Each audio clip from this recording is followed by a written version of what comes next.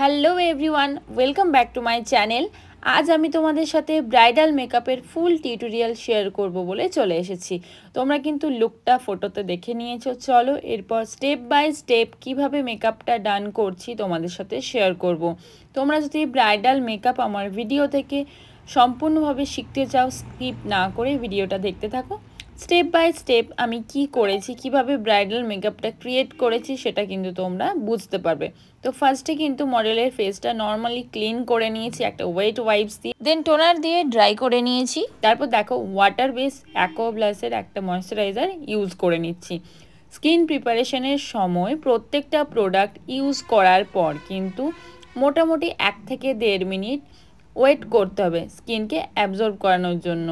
তো সেই সময়টাই কিন্তু তোমরা আইব্রো ড্রটা করে নিতে পারো। দেখো আইব্রো ড্র কীভাবে করছি, একদম যেটা আর্চ আমাদের সেখানে বুড়ো আঙ্গুল দিয়ে আপ লিফট করে মিডিল থেকে কিন্তু আমি অ্যাঙ্গুলার ব্রাশ দিয়ে সুন্দর করে আইব্রোটা ড্র করছি।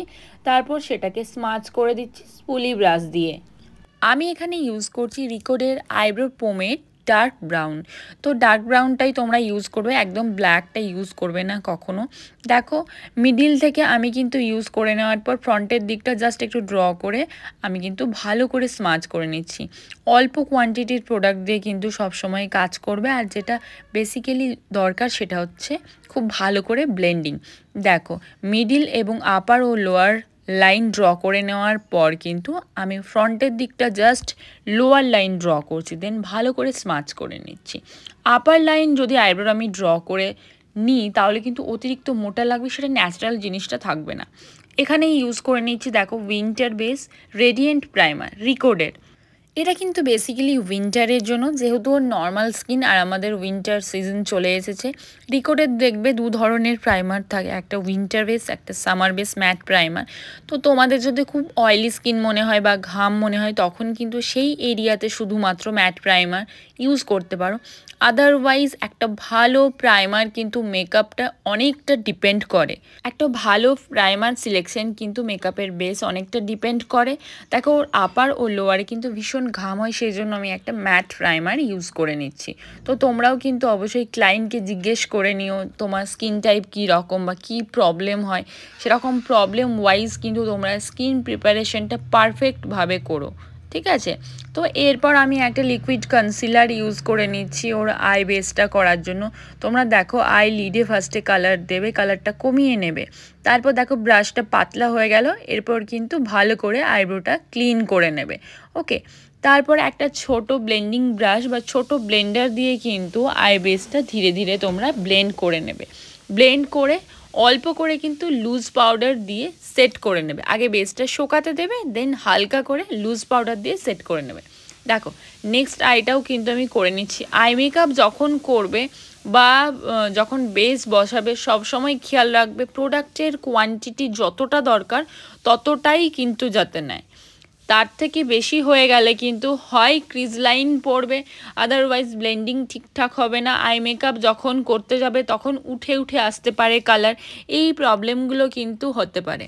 তো তোমরা কিন্তু প্রোডাক্টের কোয়ালিটি বা কোয়ান্টিটি যেটা সেটা কিন্তু ঠিকঠাকভাবে নিও। আর ভালো করে ক্লিন করা বা ব্লেন্ডিং কিন্তু খুব আবশ্যক একটা ভালো আই মেকআপের জন্য।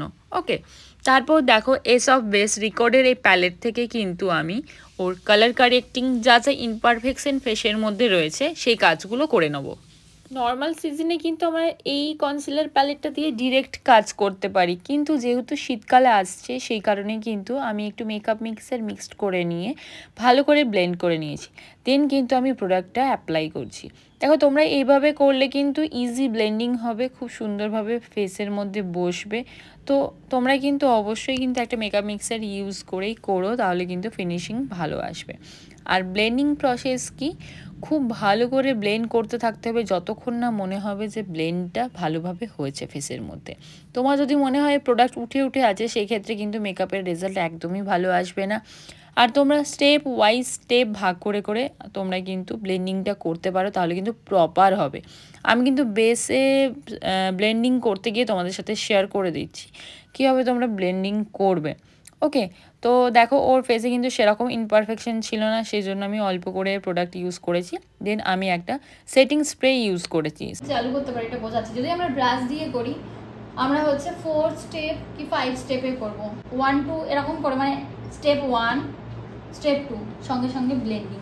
ঠিক আছে, 1এও যদি খুব ড্রাই মনে হচ্ছে সঙ্গে সঙ্গে ব্লেন্ডিং সিজন অনুযায়ী বা এরমভাবে কিন্তু স্টেপ বাই স্টেপ তোমরা ব্লেন্ডিং করবে। ফার্স্টে আন্ডার আইতে করলে, তারপরে আপার লোয়ার লিপ করলে, তারপর চিক করলে, দেন কিন্তু ফোরহেডে চলে গেলে।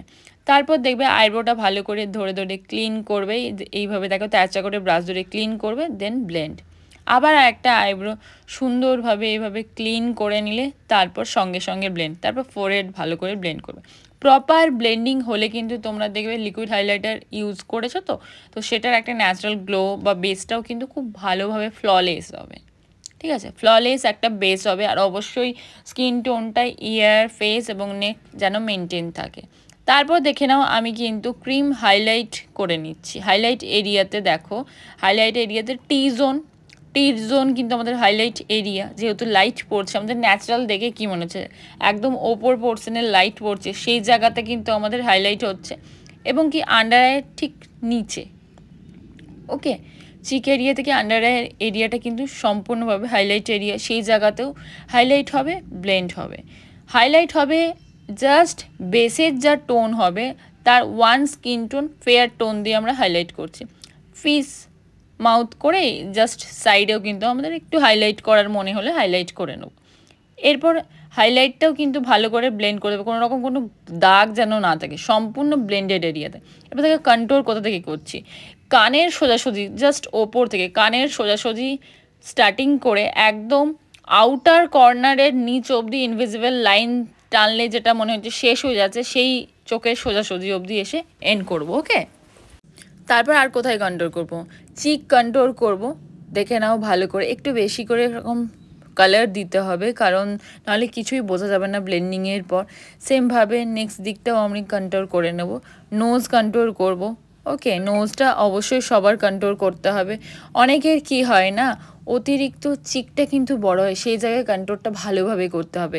ডাবল চিন থাকে তাদের কন্ট্রোল করতে হবে, কিন্তু যাদের দেখো এর ফেসটা কিন্তু শার্প, তুলনামূলকভাবে ডাবল চিন কিছু নেই, তো সেজন্য কিন্তু জ লাইন কন্ট্রোল করার প্রয়োজন নেই। নোজ কন্ট্রোল করে নিয়েছি। এবার ফোরহেডটা, ওর যেহেতু একটু স্পেসটা বেশি মনে হচ্ছে আমার, ফোরহেডটাও অবশ্যই একটু কন্ট্রোল করে নেবো। অতিরিক্ত ছোট কপাল যাতে তাদের কিন্তু প্রয়োজন নেই। দেখো আমি একটা ক্রিম ব্লাশ ইউজ করে নিচ্ছি, যেটা রিকোডের ভীষণ পছন্দের আমার কালার, তো সেটাও কিন্তু ভালোভাবে ব্লেন্ড করতে হবে অবশ্যই। আর একটা কথা, চেষ্টা করো তোমরা যাতে আলাদা আলাদা ব্লেন্ডার ইউজ করতে পারো। একটা প্রফেশনাল ওয়ার্ক করার ক্ষেত্রে চেষ্টা করো দুটো ব্লেন্ডার রাখার। একটা ব্লেন্ডারে তুমি হাইলাইট বা ব্লাশ এগুলো ব্লেন্ড করলে, এবং কন্ট্রোল কালার কিন্তু ব্লেন্ড করার জন্য আলাদা একটা ব্লেন্ডার। ঠিক আছে, তাহলে তোমার কাজটা কিন্তু ইজি হবে, নাহলে কিন্তু কালার মিশে যাবে, সমস্যা হবে। এরপর চলে আসবে পার্ট বেকিং করা। বেকিংটা কিন্তু খুব ইম্পর্টেন্ট। কতটা তোমার মেকআপ ফ্ললেস হবে, কতটা স্টে করবে, ক্র্যাক লাইন আসবে না, ওকে, লং লাস্টিং হবে, এইগুলো কিন্তু পুরোটাই ডিপেন্ড করছে তুমি কীভাবে বেকিং করছো।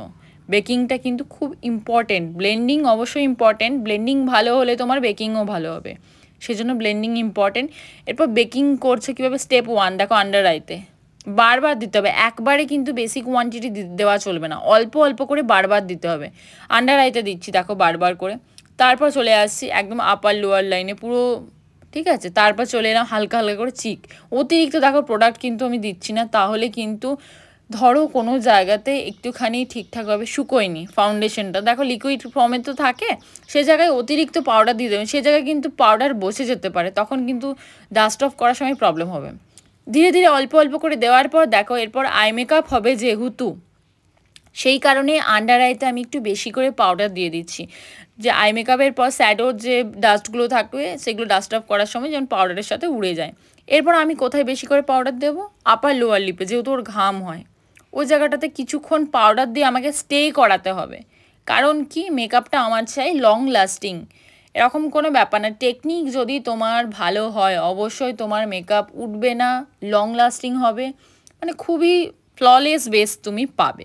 ওকে, এরপর কোথায় দেবো, আমি যেহেতু আই মেকআপ করব সেই কারণে কিন্তু আইব্রোর আর্চটা জাস্ট আপলিফট করে আমাদের যেহেতু আই মেকআপটা করা হয়, বোঝার চেষ্টা করো, যেহেতু আইব্রোর আর্চটা ধরে আমাদের আপলিফট করে আইব্রোর আর্চটা আমরা আই মেকআপটা করি, সেই কারণে কিন্তু আইব্রোর আর্চেও কিন্তু ভালো করে পাউডার দেবো বেশি করে। দেখো আমি কিন্তু ওপরে তুলে ধরছি, অবশ্যই পাফ ইউজ করবে। আঙুল দিলে কিন্তু প্রোডাক্ট উঠে আসতে পারে, কারণ তোমার নিজের আঙুল মানে স্কিনেও কিন্তু ঘাম হতে পারে বা চাপ পড়লে উঠে আসতে পারে। সবসময় কিন্তু আই মেকআপ করার সময় পাফ ইউজ করবে। তোমাদের সাথে কথা বলতে বলতে দেখো আই মেকআপটাও কিন্তু মোটামুটি কমপ্লিট হয়ে গেল। অবশ্যই জানিও কেমন হয়েছে আই মেকআপটা। আর ফুল টিউটোরিয়াল চাইলে কমেন্ট করো, আমি কিন্তু আলাদাভাবে দিয়ে দেবো। এরপর দেখো ডাস্ট অফ করে নেওয়ার পর ব্লাশ ইউজ করে নিচ্ছি ওর ফেস অনুযায়ী। তারপর পাউডার কন্ট্রোল করে নিচ্ছি, পাউডার ক্রিম কন্ট্রোল যেখানে করেছিলাম সেখানেই পাউডার কন্ট্রোল হবে এটা, ঠিক আছে। তো আমি আই ম্যাজিকের পাউডার কন্ট্রোল প্যালেট দিয়ে ধীরে ধীরে পাউডার কন্ট্রোল করে নিচ্ছি। এবং তোমরা ধীরে ধীরে যদি মনে হয় কখনও যে একটু এক্সেস হোয়াইট হয়ে গেছে, সেটা তুমি কম্প্যাক্ট দিয়ে কিন্তু অবশ্যই সেটা কারেকশন করতে পারো। তো এইভাবে মোটামুটি আমি কিন্তু পলিশ করে নিচ্ছি আমার মেকআপটা এবং কন্ট্রোল করে ব্লাশ করে দেন কিন্তু আমি হাইলাইটার ইউজ করে নেব। হাইলাইটার যদি কথা বলো, অনেকে জিজ্ঞেস করো ভালো হাইলাইটার কী হবে। কম বাজেটের মধ্যে যদি হাইলাইটার নিতে চাও, হোজো বেস্ট ভালোর মধ্যে তুমি নিতে পারো, অফরা নিতে পারো, ম্যাক নিতে পারো, ম্যাকের রয়েছে অনেকগুলো রয়েছে খুব ভালো, ঠিক আছে। তার মধ্যে পিএসসির হাইলাইটার রয়েছে। এরপর দেখো পিএসসির মাইক্রো ফিনিশ ফিক্সার দিয়ে কিন্তু আমি ভালো করে সেট করে দিচ্ছি। তারপরে কিছুক্ষণ ওয়েট করতে বলবে যতক্ষণ না প্রোডাক্টটা শুকোচ্ছে। এরপর দেখো আমি কিন্তু লিপটা ড্র করে নিচ্ছি।